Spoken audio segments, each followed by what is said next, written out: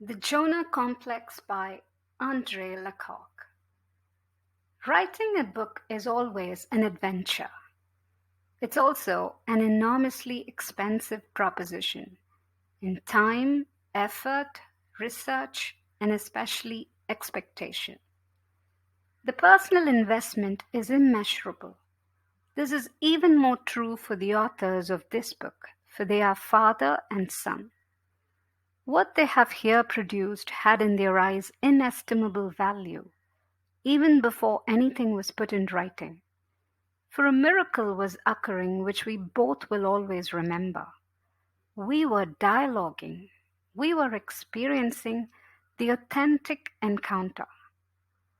When we started, it was not clear to the biblicist that psychology was not some sort of disguised narcissism. The psychologist, on the other hand, was not sure that theology was not a sophisticated way to kid oneself with empty concepts having no real bearing on humanity and the world. Indeed, the dialogue started in part because of that mutual curiosity about the choice of the other. For the rest, we started to speak to one another because of a deep mutual respect. Conversation is never more real than when a terrain is found where each of the two partners has to cover 1/3 of the distance.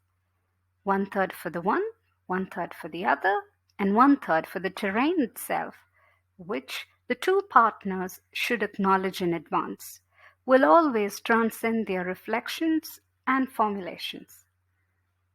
It is indeed the last third, lying in the center, where the two authentically encounter each other, and perhaps God Himself. The terrain was, we knew, all important. We decided on Jonah, a biblical book that we thought could be interesting for a psychologist and a theologian. We did not know at that time, some 2 years ago, how profoundly moved and enthusiastic, literally filled with the numinous, we would be through a regular commerce with that unassuming, tongue-in-cheek, understating narrative. From the outset, Jonah had features that claimed our attention. A short story with disarming simplicity by the singer of tales, its purpose is far from obvious, though its language is familiar to the Bible student. It speaks of the God of Israel, of a Jewish prophet, of well-known places, of an oracle, of attributes of God celebrated in biblical liturgies, of movements of repentance in people and even in God, themes appearing frequently elsewhere in the scriptures. The psychologist also felt attuned to Jonah as a popular narrative, a folktale, a parable in a skillfully symbolic form, and he readily recognized this literary piece as a mirror of the soul. Jonah as a character is very human, overwhelmed like an epic hero by extraordinary events and phenomena. Not even the dragon is absent, but he is more an anti-hero than a model of courage and virtue. Such a picaresque personage, some 20 centuries before that literary genre was invented in Europe, was all the more fascinating since he's the antipode of the Greek oversized hero.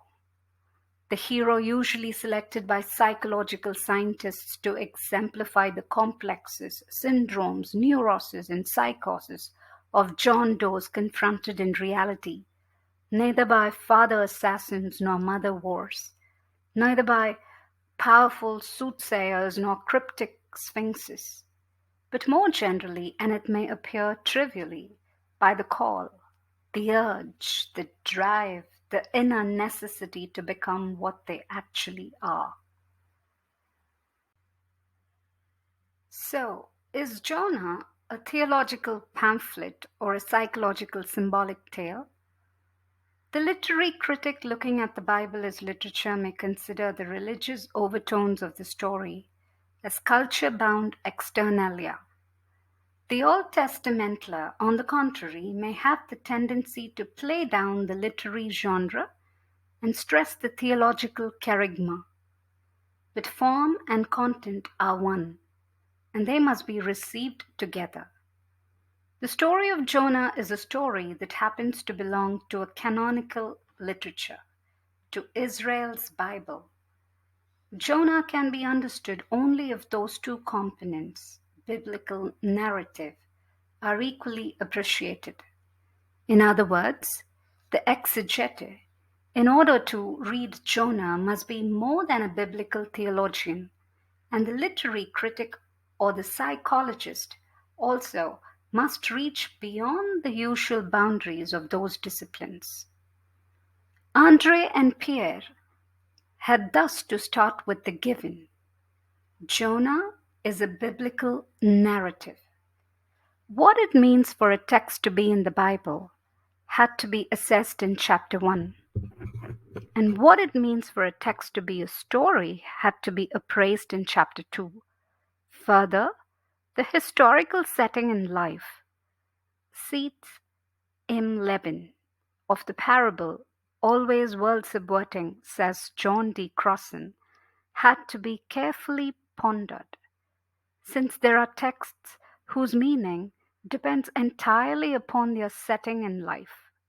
For example, Jonathan Swift's Gulliver stories can bear different interpretations depending on whether they are read as pure, imaginative fancy or as critiques of 18th century England. Similarly, Jonah is no world citizen. He is a Jew. The city to which he is called is not just any metropolis. It is the arch enemy of his people, Nineveh. The message he is commissioned to proclaim is not just any curse. It describes the fate of Sodom and Gomorrah. The denouement is unimaginable outside of the Israelite parameters within which the story is told, and the absence of a normal ending tells something about the creative milieu of such tales. From this perspective, Jonah cannot be equated by means of cheap theological anti-Semitism with a petty, stiff-necked Jew, nor by means of facile psychological typology, a la Molière, with the coward, or the irredentic, untrustful missionary, or again, the reluctant missionary. The singer of the Jonah tale had much more on his mind than a caricature of his own race. And indeed, he had a greater respect for his audience, for us, than to waste our time with shallow polemical satire, so general in its sway as to be addressed finally to no one. The historical circumstances of 5th century Jerusalem were not conducive to the light-headed vanities that prevailed at the court of Louis XIV. Jonah was written on the morrow of the return from exile, when prophetic promises were not realized. The subsequent frustration in Jerusalem caused some to turn to religious isolationism and to proclaim the advent of theocracy in Zion, while others wrote prophecies like Joel or Zechariah and stories like Ruth or Jonah, protesting against the complacency and the lack of theological vision of the Conservative Party. The Hasidic author of Jonah could easily have been so provincial in his interests and so narrow in his scope as to render his story unusable for other times and other peoples. But he was a genius. He molded his specific message to specific opponents in such universal categories like the Psalms, and the tableau he painted revealed a profound human character, a character present in 5th century BC Israel as well as in 20th century Common Era America, the Jonah complex. Others before us have written about the so-called Jonah syndrome. They intuited in Jonah the presence of profoundly human feelings, but they were content with the stereotyped interpretation of the biblical book in vogue in the Christian church.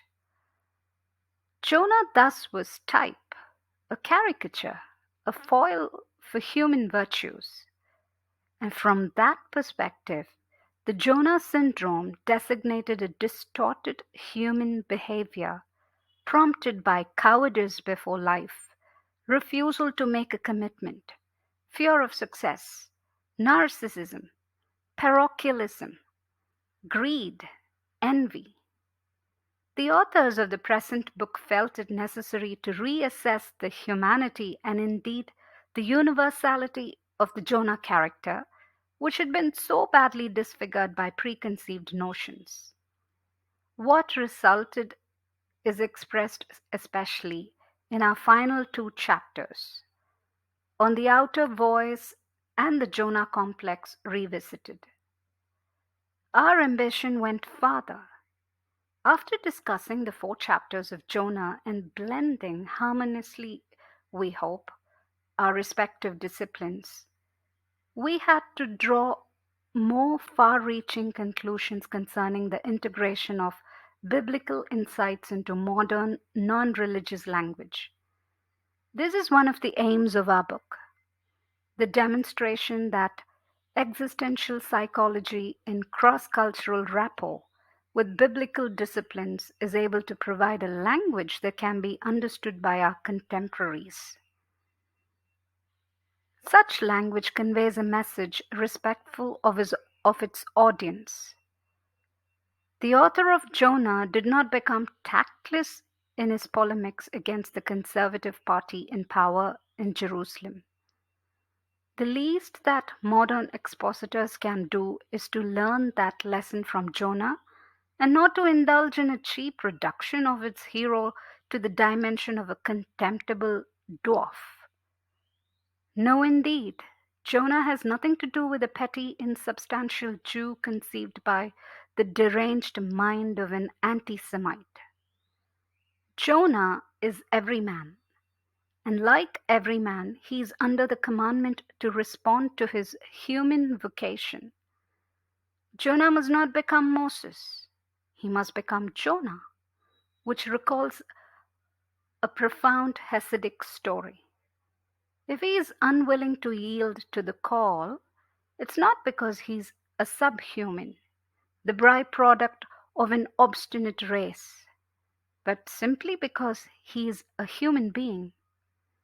What he imagines about himself has become more important, more attractive than what the commandment or vocation or call tells him he actually is. It even happens that the being object, which has no voice other than his own, is to him dearer than the being subject who speaks and says things he finds repulsive. See Jonah chapter 4, verse 2. Unless, and that has been our puzzlement throughout this book, the existential issues of Jonah transcend all psychology, philosophy, and theology.